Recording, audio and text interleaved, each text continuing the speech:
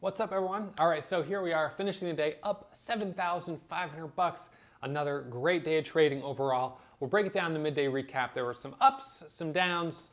I was up over $11,000 at my kind of high water mark today, and I gave back a little bit of that, which is a little disappointing. The market always has a way of humbling you because even with $7,500 of profit, I have that feeling of, I could have done better. So I'm gonna try to do better tomorrow and just keep always trying to do a little bit better. That's kind of, the way it is in this career. You just always want to get better because once you're at even $15,000 on good days, you'll think, I could do better, 20. Once you're at 20, you're thinking, I could do better, 25.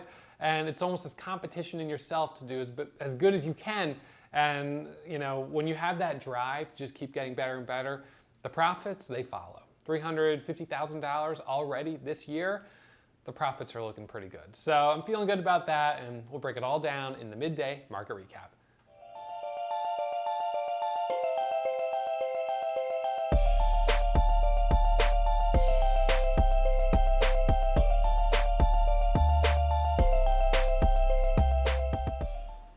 What's up, everybody? All right, so time for our midday market recap, breaking down the trades from today.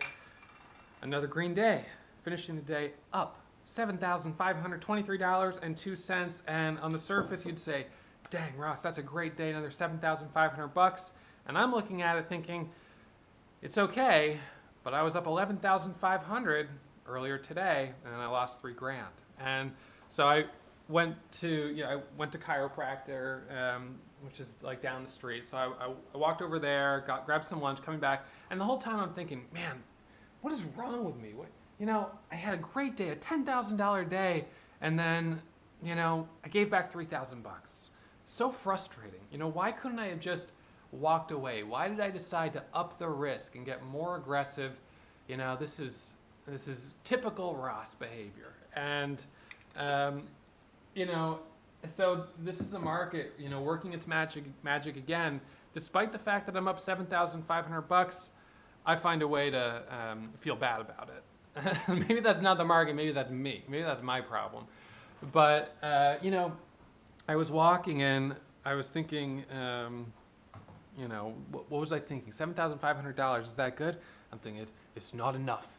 It's never enough. And I'm thinking about that movie, All the Money in the World, when he's, they're like, you're the richest man in the world. What do you mean you can't give more money to, whatever, or give some money for this kidnapper? How much is enough? It's never enough. It's not enough. And it just kind of reminds me of that kind of mentality. There will be blood. There's a whole ocean of oil under our feet, and it's like just wanting to do better. And that drive, I have it in me. Like, I want to do better. I'm not happy with 7,500 bucks. Because I was up 11,000, and I pushed it. But at the same time, I'm gonna step back. Once I get away from my computers and I'm kind of walking down, the street and stuff like that, it's kind of like, all right, let the sun hit me. All right, you know what? $7,500. This is actually pretty good. I'm gonna give myself a pat on the back, because this is a great day. And I'm up $32,000 on the month right now, which is it's a great month. I know that I'm my own, I'm so competitive with myself. I always want to do better. And that's good. That's why I'm where I'm at. That's why I've gotten to this point where instead of being up $700 and being super, super happy and being like, I don't even need to keep working harder, I kept pushing and I kept trying to get better and get better. And I'm at $7,500 today and I want to get better. When I'm at $15,000, I'm going to want to get better, because that's the type of person that I am. It's sort of perfectionist, but it's more competitive. I'll make a competitive sport out of anything. We were setting up chairs in the office, and I'm like, all right, guys, who could set up their chair the fastest? Time. And it's, if my wife wants me to get out of the house, it's like, Ross, see how fast you can get dressed. Boom. I get dressed in 30 seconds flat. So it's, just the way I am. But today, you can see the names on the radar here. MDGS, CODA, and CALI. These are the three stocks. CALI is the one that I'm upset about because I was up on it, $3,000 or $2,800, and now I'm red on that name. But let's start with MDGS. Okay, so today, no different from any other day. We start by looking at the gap scanner, and what's awesome about today is that the gap scanner led us to two great opportunities. So what I'm going to do is I'm going to run this, I'm going to do historical date of, I'm just going to run 9:15 a.m. All right, so 9:15 a.m. So this is our gap scanner. We've got MDGS on there as our leading gapper, and we've got CODA on there, CODA as our second leading gapper. So these are the two that we're watching. In the entire market, these were the two stocks opening pre-market that were up the most. So with MDG, well, we'll look at MDGS first. Okay, so with MDGS, this one had a pre-market high of $7.80, and the catalyst was that it was a reverse split. All right, so remember with reverse splits, when a stock does this, what they're doing typically is they're trying to maintain compliance with the exchange, because to be listed on a national exchange, your stock price has to remain over $1 per share. So anytime your stock is near $1 or below $1, you could get a delisting notice, the company could get this, that they need to either get their price higher or they do a reverse split. So when they do a reverse split, let's say yesterday, and I don't remember what this was, I think it says a 1 to 4 on eSignal, but eSignal's not always right here. So let's just say for the simplicity of math that it was a 10 to 1 reverse split. And let's just say, for instance, that the stock was 70 cents yesterday. If yesterday it was 70 cents and you're holding 10,000 shares, you've got $7,000 in the position, all right, $7,000. Okay, now they do the 10 to 1 reverse split. It goes from 70 cents yesterday to $7 today. So holy cow, 10,000 shares, you're now up $70,000. Nope, not true. Now you're holding only 1,000 shares, and your new cost basis, instead of being 70 cents, is $7. So the next day, you look and you're like, wait a second. And then you realize, okay, it did a reverse split. My position is 1,000 shares instead of 10,000, and the price is $7 instead of 70 cents. But think about that. The company has a float of, let's say, 100 million shares, and they do a 10 to 1 reverse split. The next day, the float's only 10 million because everyone had to exchange their shares as the price went up. So what about when a stock has a 10 million share float and they do a 10 to 1 reverse split? Now their float's only 1 million. What if they have a 5 million share float, right? The floats can get crazy, crazy low, which is the level of supply. Now, when we say the float is 10 million shares, in this case, the float was listed at 3.8 million shares. That's all the shares available. So for all we know, there could be a couple of investors that are holding 500,000 shares or 700,000 shares that are holding them long term. So that makes the actual float even lower, because the actual float is the number of shares that are available to trade, that we can actually buy and sell. So when you have a big investor, take a big position, he's locking up or she's locking up a good number of shares. So MDGS does a reverse split. It's a stock that was on our radar a couple days ago because it did make a big move. You can see it went up 100% in one day. So, I was like, okay, this is worth watching. I'm going to watch it over 650. And so the bell rings, and I had my orders ready to go at $7. Right before the bell rang, it pops up here to 667. And I was like, 667, it's already starting to move higher. The bell rings, and I take it, and it immediately starts to move. And I'm like, yep, I'm jumping in this. So I get in at 678. I add at 694. I try to add more at 696. It breaks over $7. I add more at 723. And now I'm up about 60 cents on like almost 10,000 shares, like 9,000 shares. So 60 cents on 9,000 shares, that's $6,000, right? So I'm like, okay, I'm going to do the smart thing, which is to start to take some profit. This is 10 seconds into the day. I'm taking some profit at 755. I'm not even really, I guess I was like, okay, maybe this stock will halt, but it's been a while since we saw a stock where the bell rang, it squeezed up, and then it got halted right away. But that's exactly what happened. It got halted at 755, and I couldn't tell it was going to get halted, otherwise I would have held the whole thing. I would have been adding. But I started to sell, and then all of a sudden I saw it was starting to get halted, and so I put out my order to add, but it didn't get filled, or maybe at that point it just didn't go through at all. So I take a little profit, and now at this point I'm holding 1,200 shares. So I'm already up $4,000 in, what's that, 10 seconds, which is ridiculous. And now I'm holding it. All right, so you can see here, it squeezes up to a high of 756. And then what do we know about stocks that halt going up? They halt going up and they usually open higher. Okay, so it does open higher. It opens at $8.40, almost $1 higher. That right there is an instant 10%. It pulls back for a second, and as it surges back up, I'm adding. I'm adding here at $8. I'm adding it, let's see. No, sorry, that's CODA. I'm like, wait a second, that doesn't add up. This halted. Okay, so I'm adding at $8.46. I then sell just under $9 at 75. I add at $8.80 and $8.87. I sell at $9.12, but only 155 shares. I got a partial fill, and then I sell coming down at $8.98, $8.94, $8.99, and the last of it, it looks like $8.96 and $8.28. So right there in that trade, I made about $8,000, just like that. This was a gap and go trade straight off the watch list, right? So guys, it doesn't get easier than this. This was an easy stock to find. The entry was simple, it was straightforward, and it was a big winner. Now, I made $8,000. I saw Jacob in the room. He made $15,000.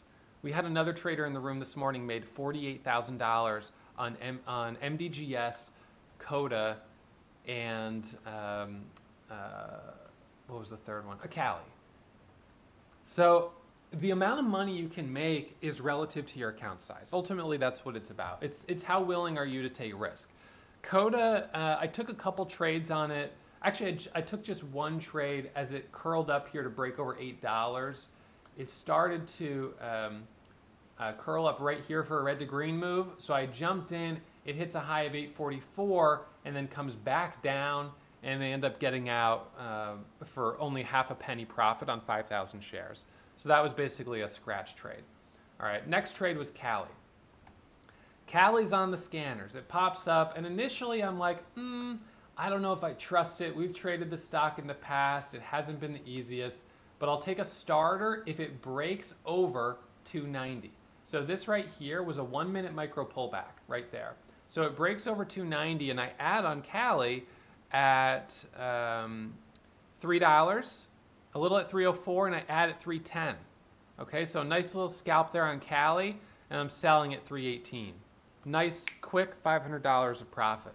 So nice little easy trade there. You know, no stress really. Just jumped in, pops up to 323. It then pulls back for a period. It's going kind of sideways, and I'm like, all right, you know, I don't know, CALI, maybe it's dead, it's done. But then it starts to open up. It starts to squeeze back up. It pops up, goes to 340. It pulls back. It's holding its moving average, and then it comes up here, and this is where I jump back in. This was at, and this is where things get disappointing for me. I got back in at $3.45 with 7,500 shares. It popped up to 350, and then it dropped down, and so I ended up selling half of it break even, and the rest of it break even, and then the rest of it for a very small profit. This ended up being like a $200, maybe a $100 winner. Very small profit. It then shows strength. I add back at 360. I sell at 362 because when I added back at 360, it dropped all the way down here to 341, and I was down $1,000. Then it curls back up, and I get out break even. And then boom, it breaks 365, and look at what happens. It goes from 365 all the way up to $5. How crazy is that? So I add back at 360, and then I add more at 386 and 395. Here was the moment of truth. There was a hidden seller right at $4, right here. It tapped it, pulled back, tapped it again, pulled back, and then it broke over that level. And when it broke 4, that's when I decided to get a little more aggressive. I added 98, and then I'm adding for the break over 4 right there, adding at 99, and then selling at 409, 402, adding back at 410, selling at 416, adding back at 424, selling at 436, adding back at 437, selling at 440, scalping it, selling a little bit more at 460. scalping the breakout. So here I go from being up 9,000 on the day to being up 10,000, then being up $11,000, and then I made my mistake. I added way up here for the break of $5. I thought it would break $5. I can't believe this didn't get halted on a circuit breaker. It made this huge move without halting, which is, again, everything you know about the circuit breaker rules, throw it out the window because sometimes it works and sometimes it doesn't. It's just so confusing. So no halts on this one. I thought it would squeeze over $5, get halted, so I added up there, and then I lost about $1,000. So I went from being up 10,500 on the day to up only 10,000. I went from being up 11,500 to being up only 10,500. All right. I then get back in. I add back at 86, and then I stop out at 55. I then got back in one more time at 77, and I stopped out at 36. And on that one, I lost about $2,000. Oh, this was the last one, sorry. Adding at 60. This was right here as it starts to curl back up.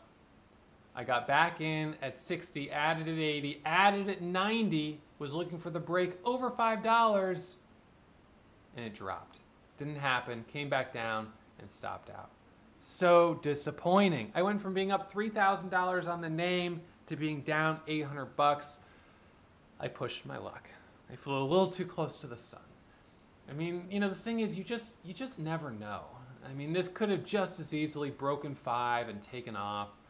The smart thing to do would have been to reduce my share size. I gave back all of the profit from this trade here, you know, in this loss here. And then that was a little bit of a rookie mistake on the one hand.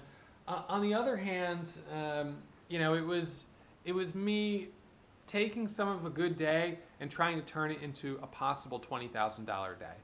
And that could have happened. I've had that happen enough times where today really could have gone either way, and it just unfortunately went this way. So I gave back about 25% of my profit today, taking a little bit of risk up here, but I'm still up $7,523 on the day, which is awesome. Tomorrow the account's going to be close to $110,000, which means it's almost time for me to give myself a little paycheck. And I'm up $32,000 on the month. You know, we've still got 2.5 full weeks of trading.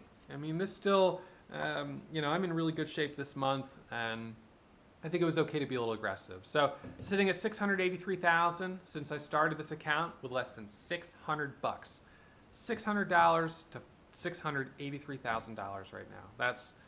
That's a pretty crazy run. So, you know, in order to get those types of returns, you got to step up to the plate. You got to be a little aggressive, and I still think we're in the market to be aggressive. I just maybe pushed it a little too hard on CALI. So, you know, I was up 8,300 before I even touched CALI, and ending up, you know, giving back $800 on that plus commissions. You know, like I said, I could have done better, and I'm always going to try to do better. So I'm going to try to do a little bit better tomorrow, a little bit better the next day, and, you know, let's see where I'm at 6 months from now, you know, a year from now. You know, I'm in this for the long haul. So this is a marathon. I just want to keep getting better and better, learn from the mistakes, but it doesn't mean I won't have losses. Losses are part of trading. It's unavoidable.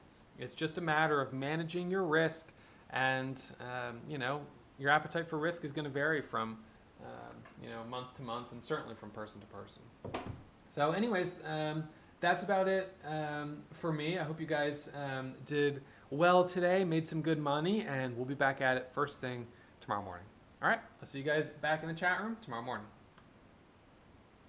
If you're still watching, you must have really enjoyed that video. So why not subscribe and get email alerts anytime I upload new content? Remember, when you subscribe, you become a member of the Warrior Trading family.